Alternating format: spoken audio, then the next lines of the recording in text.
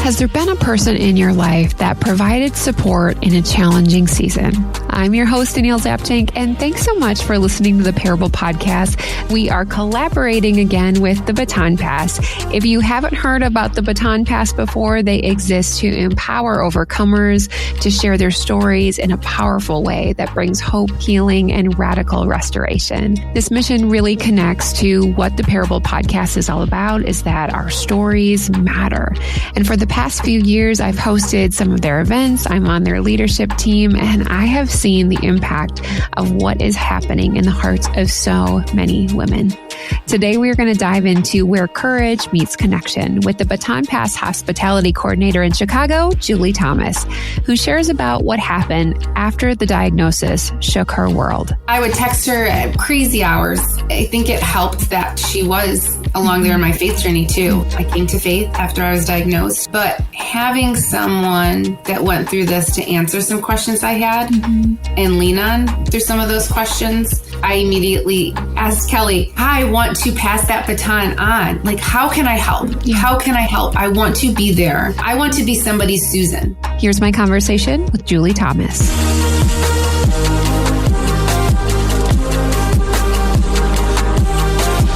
Well, I think we go through life where we want our stories to be shared. We want these chains of our past traumas, past hurt, past secrets, really to be broken off for us so that we can live fully into this life and ultimately have these divine connections made with other people that maybe we don't even realize at the same time. So I am excited as we've continued this Baton Pass partnership, this collaboration, if you will, to introduce you to Julie Thomas. Julie, welcome. Thank you, Danielle, for having me. Yeah. Well, it was fun to jump on today because I'm like, oh, I do know you.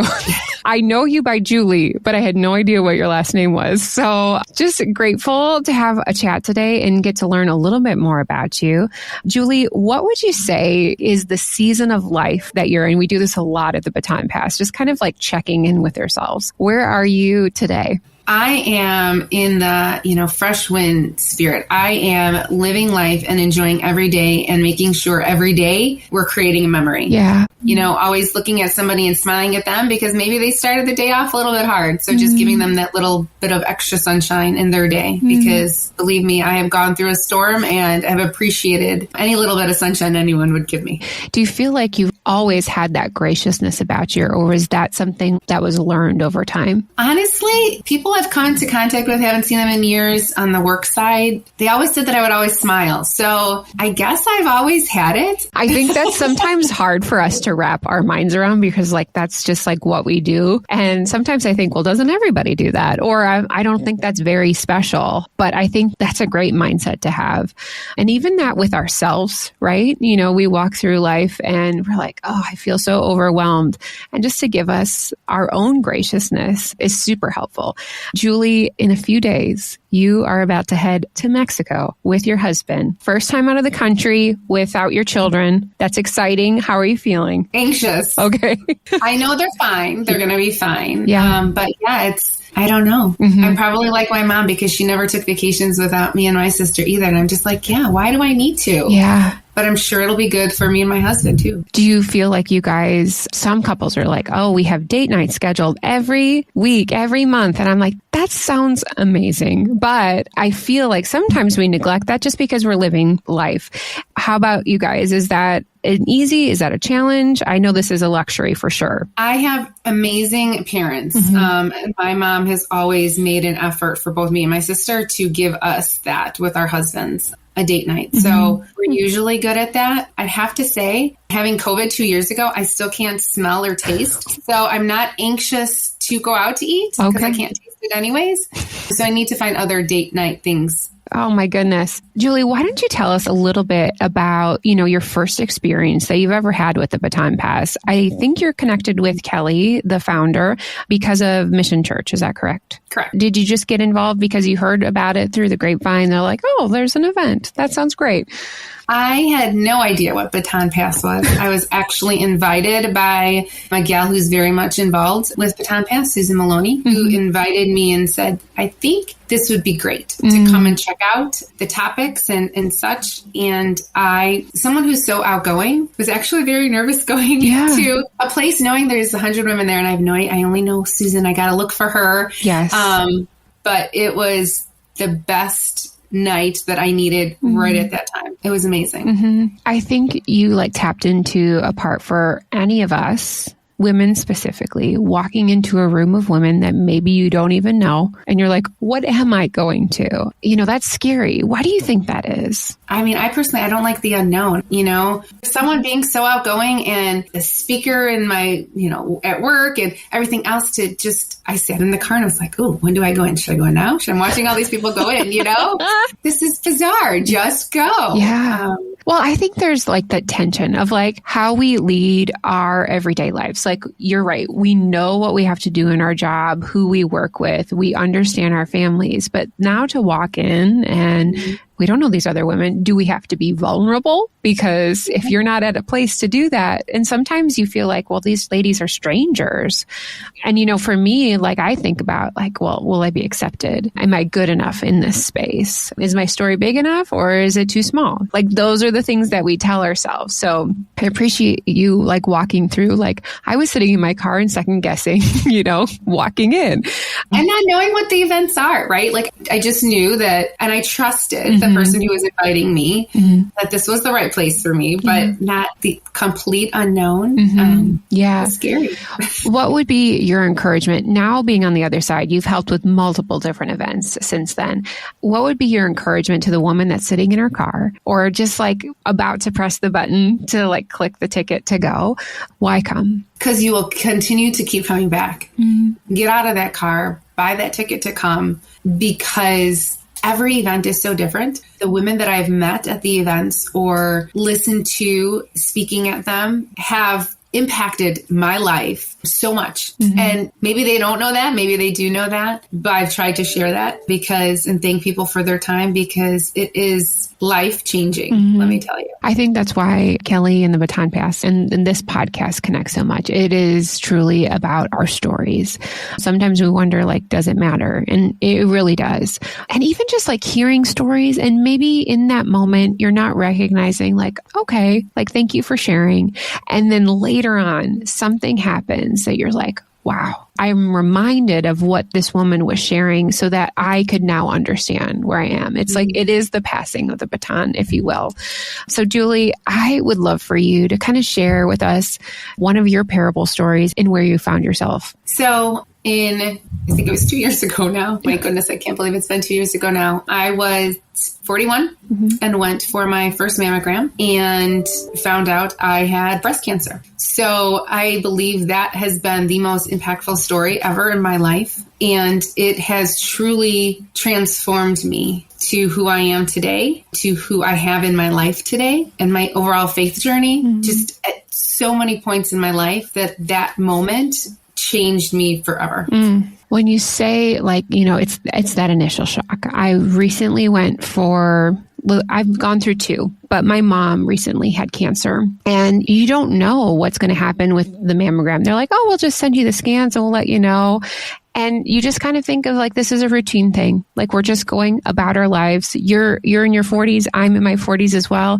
And it is this shock. It is a complete course change of your life. Tell me a little bit about that first couple hours, those first couple of days of what was running through your head. My kids. Yeah. I knew I could go through whatever was going to come my way, but just wondering what that meant for my kids. I mean, there is so much emotion that you walk through. Your brain immediately goes to the future.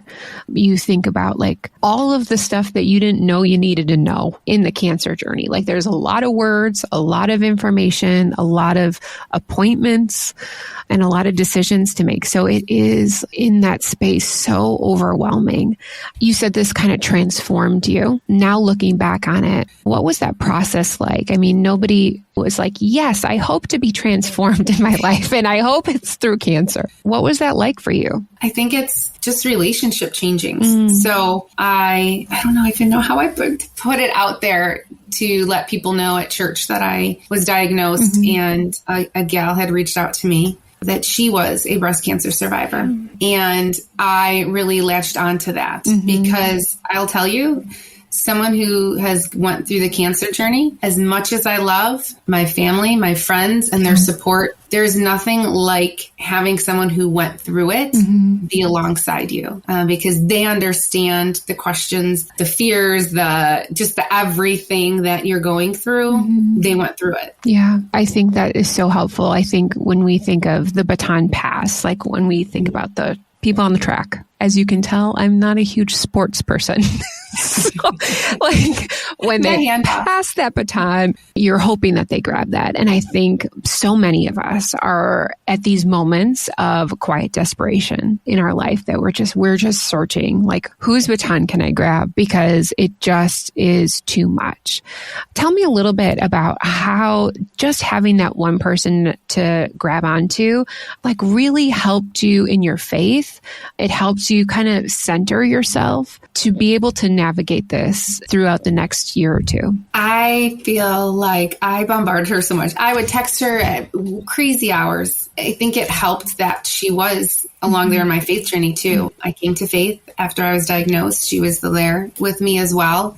But having someone that went through this to answer some questions I had and lean on through some of those questions, I can tell you I never asked the question, why me? Because I feel like coming through this, I knew why me. Yeah. And Baton Pass, actually being at that event kind of helped me answer that question too, or never have to answer that question. Because I immediately asked Kelly, I want to pass that baton on. Like, how can I help? Yeah. How can I help? I want to be there. I want to be somebody's Susan. Yeah. You know? Yeah. I wanted to be somebody's Susan. That's so good. I would be curious, when you're walking through this journey, now, were you already at the Baton Pass after you had your diagnosis, or was this prior to? No, this was while I was going through treatment. I actually went to the Baton Pass. Yeah. Or was finishing treatment. Yeah. Yeah. I'd love to know, we go through ups and downs in our life, and, we kind of ask God, why?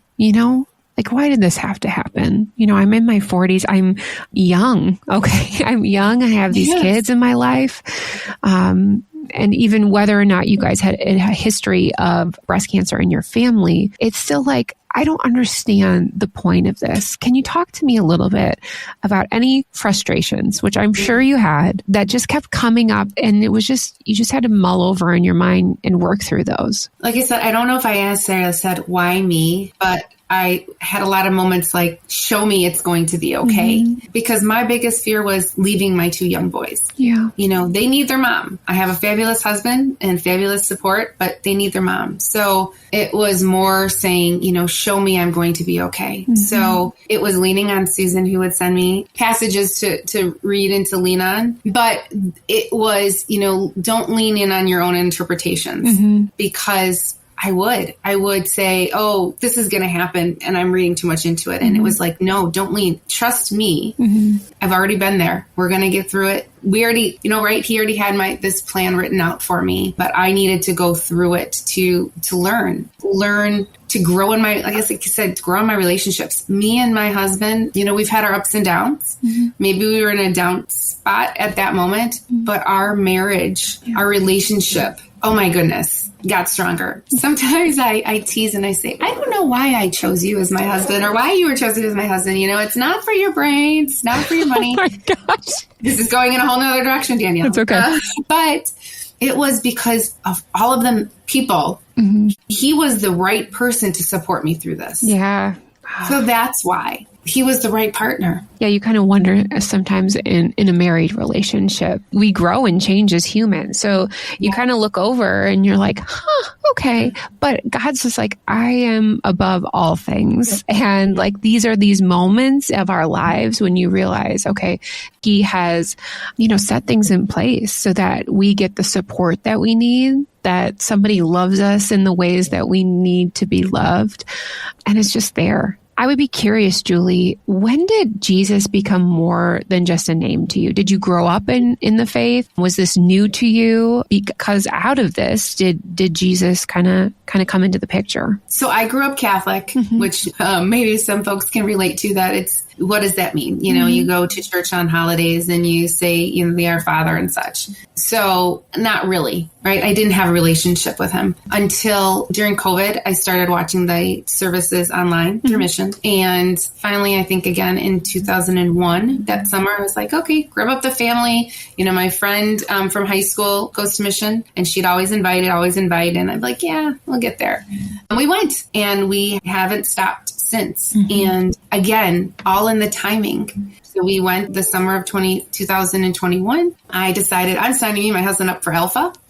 So we went to Alpha that fall and we became so close to that circle at Alpha that in fact, when I was diagnosed that following March 2022, it was that Alpha circle that I leaned on through everything and then came to faith that time as well in February, March. So again, I think the timing of it all really was impactful. And my relationship with him has just grown since then. Absolutely.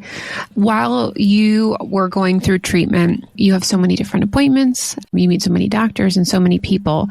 Was there like a moment that you're like, oh gosh, I was even while doing chemo or while doing radiation, I was able to pour into somebody else, maybe another woman who was walking through the same thing? It wasn't until after all of that. Unfortunately, a few months ago, someone who, ironically or because of timing, had sat at my Baton Pass table before, and I had shared my story, my journey that I was going through treatment at the time at that table. And this gal had remembered that and remembered my face, and seeing my face at future Baton Pass events came to me to tell me that she had watched my strength over the last year. Wow. And was now needing my strength to help her through a journey because she has been recently diagnosed with breast cancer. So passing that baton to try to give my Susan strength to this girl to go through it. Yeah, we just don't realize like sometimes just our presence, pieces of our story can really be transformational. You just don't recognize like when that's going to come into play, how certain seeds are planted so that they can grow in the future. One of the themes, or the entire theme, I should say, for the upcoming fall events for the Baton Pass is Brave Enough. Looking back at your journey, Julie, did you feel brave during that time? Or now you can say, I didn't feel that way, but looking back, I was a fighter. I was brave enough to walk through this season of my life. Probably going through it, I didn't see myself that way. But now looking back, I mean, I was pretty badass, right? Like I worked through the whole thing. I didn't take any PTO to do any, chemo treatments. I would sit there working, having conference calls, right? So yeah, I went to my son's baseball games after treatment and was freezing in the freezing rain, right? And I did it. Yeah. I didn't stop. I pushed through. So yeah, I was brave. And it's this weird concept of like, I think so many of us, like for women, we're told as we're younger, like you can do anything. Like you got to be a strong woman, and it's hard. We can be brave, but also gentle and gracious and scared at the same time. Like we can hold two things. It kind of makes me think, because it's hard for me to ask for help because I've been told, oh no, like I'm going to take care of it. Sure, I can carry 65 bags of groceries in my house by myself. I will do it.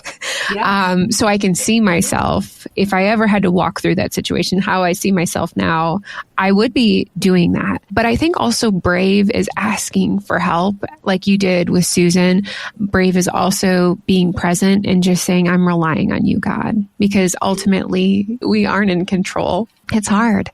Why do you think, Julie, like we need more brave women in our world? Why do you think that's helpful to not only each of us, but also future generations? Because we need to show women they can be, right? I feel like if Susan wasn't brave enough to share her story, I don't know if I would have been brave enough to get through my journey. I don't know if I wasn't brave enough to get out of the car to come to Baton Pass event, I don't know if I would be helping this other gal.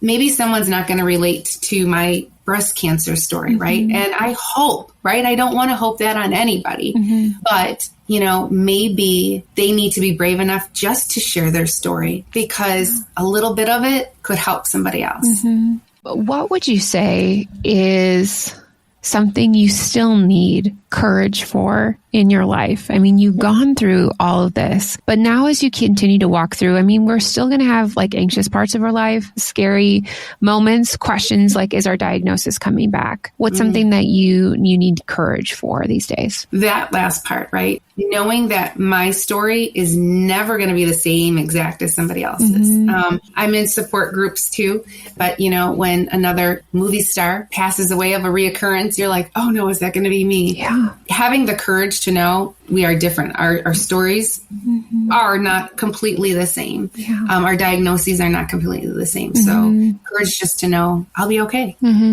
I just want to share, because I just got a text from Kelly because I asked her about you, and she just says that you are such a gift and a huge blessing in the Baton Pass. She's an amazing friend. I'm sorry, I'm going to get emotional. She's an amazing friend, wife, and mama. She inspires me with her faith and her ability to live in the present moment, even when things are difficult. What does it mean to have somebody say that about you? It means a lot, because that's my goal. Is I want, to be that, all of that. And I don't know, sometimes on bad days where you're like, I don't know if I'm any of that. Yeah. So thank you, Kelly. What I've experienced with this community is just like so many women just wanting to support one another. I think so easily our culture tells us that women are catty and like the Real Housewives. However, I have just been so supported, loved, and just seen other women connect in a way that is just so beautiful. And I think, that's one of my heart's desires, that when we think about women for future generations, they can look to the Baton Pass or other areas and say, wow, like these women, like they know what's up. We're here to support each other through the mess and, the hardship, the good times and the bad, and just grateful for a space like that. Julie, will you be at the Chicago event coming up? I will be. It is already marked on my calendar. Yeah. So we have the Chicago event coming up. All the details will be in today's show notes. Julie, as we wrap up, any final thoughts that you wanted to share today, either about the Baton Pass or your journey? Just overall, with the Baton Pass, I feel like this is such an amazing group for people to share their stories, to lean on other women, to lean on the courage and the bravery of others to help you get through that next time if you need to. I can't encourage enough people to come take that step, to come to one event, and you will be connected and you will be hooked and you will be so bummed you have vacation and you missed something. And also, if personally, something I could ever help anybody to share in the courage or share more pieces of my story to help others, I would be happy and delighted to do that. Yeah. Because I feel like what I'm supposed to be doing. Yeah. Yes. Well, Julie wants to be your Susan. If there's anyone out that is like walking through this time and you're just like, I feel like I'm in the deep end right now, we'd love to connect you with Julie. We'll have all of Julie's contact information in today's show notes. And we'd love to see you at either Chicago or Arizona or upcoming Central Illinois event with the Baton Pass. Julie, thank you so much for being on the Parable Podcast. Thank you for having me. After recording with Julie, I was kind of reflecting, like, why was I crying? Which I cry through many things. If this is your first episode, get ready. I do it all the time. But I think I know what it's like to have someone speak into my life, encourage me, and recognize not only what I do, but the gifts that God innately gave me. And I want others to know that so much. So when I read that text message back to Julie just now, it brought me such joy. And gosh, it's such an easy way for us. It's so huge for us to say, I see you. I understand you. I appreciate you. And I guess that's why I get emotional. So I appreciate Kelly speaking into Julie, and just like we can do that. I mean, we can do that as humans, as God's children. And it just feels so good. I love it. We all can be brave enough in our own lives. And so we would love to see you at the Chicago event on October 6th. And I'm definitely going to be there. I will be hosting, and I hope that you could be brave enough to come on out.